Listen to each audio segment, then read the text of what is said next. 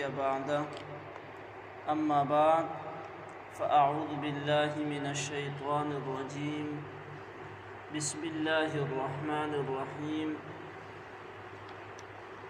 فويل للذين يكتبون الكتاب بأيديهم ثم يقولون هذا من عند الله ليشتروا به ثمنا قليلا. د سوره بقره درس روان دی. نننی درس د آیات نمبر 79 یوکم اتیایم آیات نمبر 79 فويل للذين يكتبون الكتاب بأيديهم ثم يقولون هذا من عند الله ليشتروا به ثمنا قليلا فويل لهم مما كتبت أيديهم وويل لهم مما يكسبون. د بني اسرائیل د پنځو ډلو بیان روان دی. په تیر شوي درس کې د درې ډلو بیان وشو. اولنۍ ډله محرفین چې د الله په کتاب کې به رد او بدل کولو. دا تحریف او رد او بدل د هغوی دا معنوي وو، یعنی معنا او مفهوم به ولا غلط بیانولو، په هغې کې به ګډوډي کول. دویمه ډله په هغې کې د منافقانو وه چې مؤمنانو ته به یوه خبره کول او خپل یهودیانو ملایانو او مشرانو ته به بله خبره کول. درېمه ډله په هغې کې د امیانو وه چې د الله په کتاب باندې نه پوهېدل، بلکل جټ خلکو، غیر تعلیم یافته خلکو. د هغې ذکر وشو چې هغه صرف خپل هغه مشرانو پسې ور روانو، په هغو باندې اعتماد کړی او د هغو په خبرو باندې به یقین کولو چې هغو به ورته څه ویل نو هغه به یې منودل. خپل یې څه تعلیم او تحقیق نه و. د دې ځای نه د څلورمې ډلې بیان دی. دا تعلیم یافته طبقه وه، لیکې پړی خلک و. د دیو طریقه کار به داسې و چې دیو به یو تحریر د خپل طرف نه ولیکلو او بیا به خبره کول قال الله تعالی، چې الله جل جلاله داسې ویل دی یا پیغمبر دا خبره کړل ده. یعنی د ځان نه به یو خبره ولیکل او د هغې نسبت به یا الله یا به پیغمبر ته کولو. د الله په کتاب کې به تحریف کولو. د دې وجې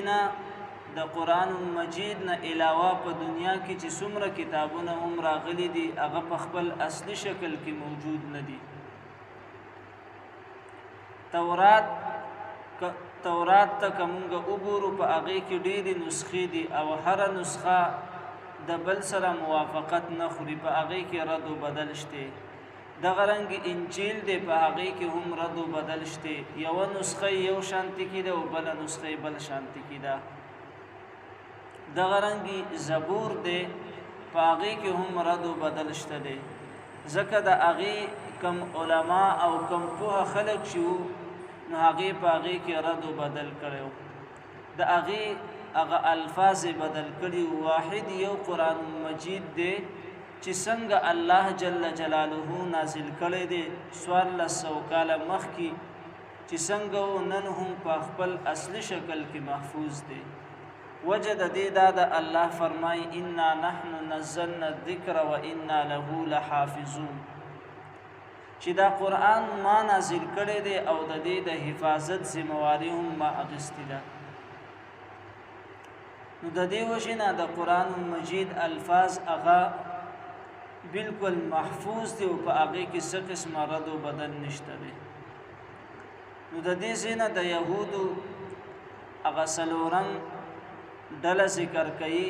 چې هغه پوهه خلکو په خپل لاسونو باندې به د الله په کتاب کې رد او بدل کولو او په هغه کې به تحریف کولو ګډوډي به کول بیا به دا خبره کول چې دا د الله د طرف نه دی او مقصد د دې تحریف کولو داو چې را مونږ ته د دنیا سلک شانتي کې ساز او سامان میلاو شي سلګ شانتي کې روپۍ راته میلاو شي سلګ شانتي رشوت راته میلاو شي جاه او عزت راته میلاو شي یا د غننګي نور ساز او سامان راته میلاو شي یعنی د آخرت په مقابله کې هغه دنیا له ترجیح ورکړي وو د دنیا د پاره د الله په کتاب کې تحریف کړو فویل للذین پس هلاکت دې د هغه خلقو د پاره یكتبون الكتاب چې لیکي کتاب بأيديهم فلاسن خپل باندې ثم يقولون بیاوی هذا دا من عند الله طرف د الله نه دی یعنی په خپل لاسونو باندې ولیکي او بیا د هغه نسبت الله ته کوي ليشتروا به او دا کار دی ولیکي د دې لپاره کوي ليشتروا چې واخلي به په دې سره ثمنن قليلا دنیا لگا دا ثمن چې دی نو د دینه مراد سلګي شانتي کې اشرفي دي سلک شانتی کی رشوت دے یا دغه رنگی د دنیا سنور ساز او سامان دے یا ځینې مفسرینو ذکر کړل چې هغه جاه او عزت دے چې په عوامو کې زمونږ عزت او مقامي قلیلا ثمنا قلیلا یعنی دنیا لگا دا دنیا د آخرت په مقابله کې ډېر زیاته مختصره شانتی کې ده زکه په دې باندې فنا راځي الله فرمای کل شیء هالک الا وجهه چې دا څومره کائنات تاسو په نظر باندې راځي دا څومره سيزونه راځي دیولا هلاکت شته دي ختمېدل شته دي دا تمام کائنات ختمیږي الا وجهه صرف یو د الله ذات دی چې په هغه باندې مرګ ناراضي نو د دې وجینا د آخرت په مقابله کې د دنیا ډیره زیاته مختصره او لګه ده نو ځکه ذکر کله ثمنن قلیلا دنیا لګه نو فویل هلاکت دې لهم د دیو د پاره مما د هغه څه وجنا كتبت چې لیکلي دي ايديهم لاسونو د دیو وويل او هلاکت دي لهم د دیو د پاره مما دهغه گناهونو د وجنه یکسبون چې دیوي کوي یعنی د دیو د پاره هلاکت ذکر کو د هلاکت دو وجې دي یو وجه د الله په کتاب کې تحریف کول دي او دویمه وجه د هلاکت هغه ګناه کول دي وقالو او دیو بدا خبره کول لن تمسن النار چریبا ونرسیگی مونتا النار اور الا ایاما معدودا مگر پشمیر د یو سورزی قلت ورتوای ای پیغمبره اتخذتم ای اغستی د تاسو عند الله د الله څخه عهدا وعده فلن يخلف الله بشری هم الله خلاف نکي عهده دوادي خپلي ام تقولون يا ويتاسو على الله فالله بني ما غسل تعلمون چې تاسو نه پويږئ د يهودو بدا خبره کول ونحن ابناء الله واحباؤه ومون خود الله بچیو د الله خوخ او پسندیده خلق یو نو الله جل جلاله به مونږه اور تناچي مونږ له به عذاب نه راکړي ها کبل فرض مونږه جهنم ته لاړم شو خو هغه به د شمیر یو سورسي بس یو څو وخت د پاره به هغه عذاب مونږ لراکي او بیا به الله مونږ د جهنم نه راوباسي او جنت ته بسو د حضرت ابو هريره رضی الله تعالی عنہ یو روایت ده فرمای رسول الله صلی الله علیه وسلم په خیبر کې د يهوديان نه تاسو کو من اهل النار چې جهنميان څوک دي جهنم ته کم خلق سي نو په جواب کې هغه ویل چې مونږ بزو او به ورپسې دا خبره وکړه چې څو وخت د پاره به مونږ جهنم ته ځو او بیا به مونږ د جهنم نه راوځو زمونږ په ځای باندې به تاسو بیا جهنم ته ځئ نبی علیہ السلام او فرمال اخسئوا فيها لا نخلفكم فيها ابدا وسه ورکشي ستاسو په ځای باندې مونږ جهنم ته نه ځو چې جهنم ته ځئ او د جهنم مستحق جوړیږئ نو هغه به تاسو جوړیږئ بیا یو بل روایت دی د حضرت ابن عباس رضی الله تعالی عنہ نبی مهربان صلی الله علیه وسلم چې کله هجرت وکړو مدینه ته راغله نو د مدینه يهوديانو به دا خبره کول وي د دنیا ژوند چې دی نو دا 2000 کال دی یعنی د دې دنیا عمر چې دی نو دا 2000 کال دی او 2000 کال پس به د دنیا ختميږي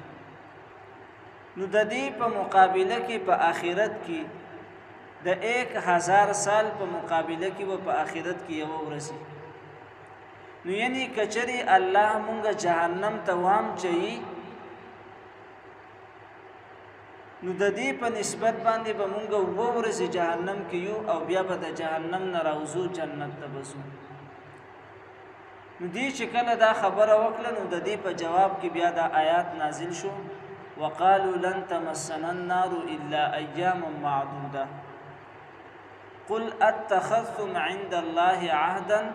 فلن يخلف الله عهده ام تقولون على الله ما لا تعلمون چې تاسو دا خبره کوي چې مونږ به جهنم ته نسو کلاړم شنو پښمیر یو سو ورځې به نو الله ورته فرمایل چې دیونه خلق تپوس وکا چې تاسو دا کومه خبره کوي چې مونږ به جهنم ته نسو نو تاسو د الله نه وعده غوښتي ده یا الله تاسو سره وعده کړل چې تاسو به جهنم ته نه چي الله خو د خپل وعده خلاف ورزي نه کوي بلکې خبره داسې نه ده بلا من کسبا خبره داسې ده من کسب سیئه چا چې بدی وکړه و احاطت به او راګیر کو دلرا خطیئته گناه ده دی فاولئک دغه کسان اصحاب النار دا دی خاوندان د اور هم فيها خالدون یعنی جهنم ته دتلو کوم وجه چې ده او سبب چې جوړیږي نو هغه گناه کول دي او دلته کې د گناه نه مراد چې ده نو هغه کفر او شرک دی یعنی دیوبا په الله جل جلاله باندې کفر کولو شرک به کولو د هغه سره به نور شریک جوړول او بیا هم دیو دا امید ساتلو چې الله به مونږه جنت ته بوسي لکه وسم په دې زمانہ کې ځینې داسې خلک شته دي چې هغه پیغمبران او اولیاء الله چې دینو هغه حاضر ناظر ګړي د هغه په نوم باندې نظر او نیاخ کوي د غرنګ په مشکلاتو کې او په حاجاتو کې غیر الله ته چغي وي یا پیر بابا را ورسېږي یا پلان کې داسي وکي یا پلان کې داسي وکي او بیا دې امید ساتي چې الله به مونږ وبخي او مونږ به جهنم ته جنت ته لاړ شو نو چې د یو کس عقیده خراب شي او د الله سره هغه شرک جوړي د غیر الله په نوم باندې نظر او نیاخت کوي نو الله باغ څنګه جنت ته واچي په بل ځکه الله فرمای ان الله لا يغفر ان يشرك به ويغفر ما دون ذلك لمن يشاء چې انسان څومره هم ګناهونه وکي او د الله نه توبه وباسي نو الله ټول ګناهونه معاف کوي خو چې دا انسان شرک وکي الله ورته شرک نه معاف کوي ها یو دا چې په صدق غزله سره دا توبه وباسي او کنه دغه شانتي کې دا پاتې شو مړ شو دا به ډایرک جهنم ته ځي ځکه د مشرک مثال الله ذکر کړل دی ومن يشرك بالله فكأنما خر من السماء فتخطفه الطير چې د مشرک مثال داسې دی چې د پاسه نه راپریوځي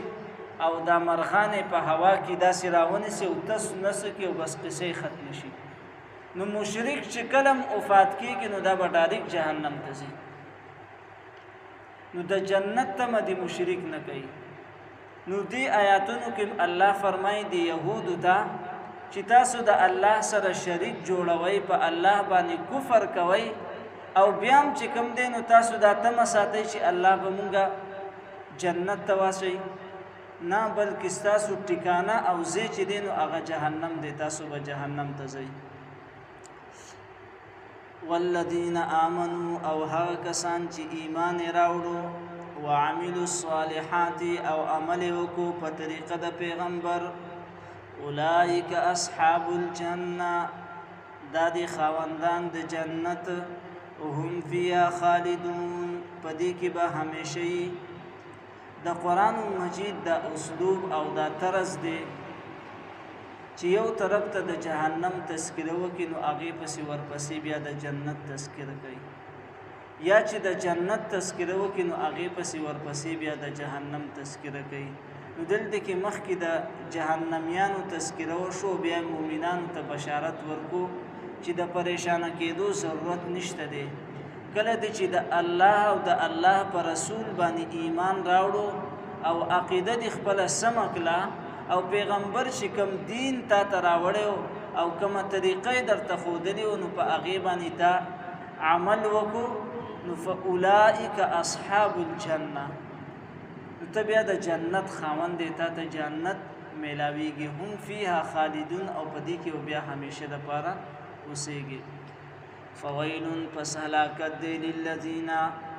دپاره دا کسانو یکتبون الکتابه چې لیکي کتاب بایدیهم په لاسونو خپلو باندې ثم یقولون بیا وایي هذا من عند الله دا طرفه د الله نه دی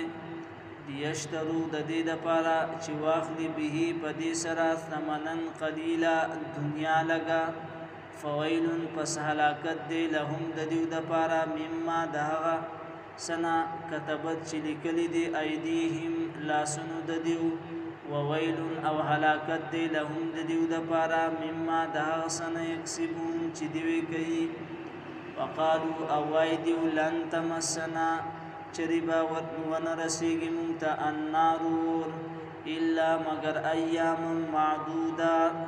پشمیر یو څو ورځې. قل ورته ووایه اتخذتم ایا اخیستي ده تاسو عند الله د الله څخه عهدا وعده فلن یخلف الله پس چرې خلاف نه کوي الله عهده د وعدې خپلې. ام تقولون یا وایې تاسو علی الله په الله باندې ما هغه څه لا تعلمون چې تاسو نه پوهېږئ. بلا بلکې من کسبا چا چې وکړله سیئتا بدی و احاطت او راګیر کړو به دې لره خطیئته ګناه د دې فاولئک پس دغه کسان اصحاب النار خاوندان د اور دي هم فیها خالدون په دې کې به همیشه وي. والذین آمنوا او هغه کسان چې ایمان راوړو وعملوا الصالحات او عمل وکړو په طریقه د پیغمبر اولئک اصحاب الجنه دا دی خاوندان د جنت هم فیها خالدون په دې کې به همیشه وي. سبحان ربک رب العزة عما یصفون وسلام علی المرسلین والحمد لله رب العالمین آمین برحمتک یا رحمن.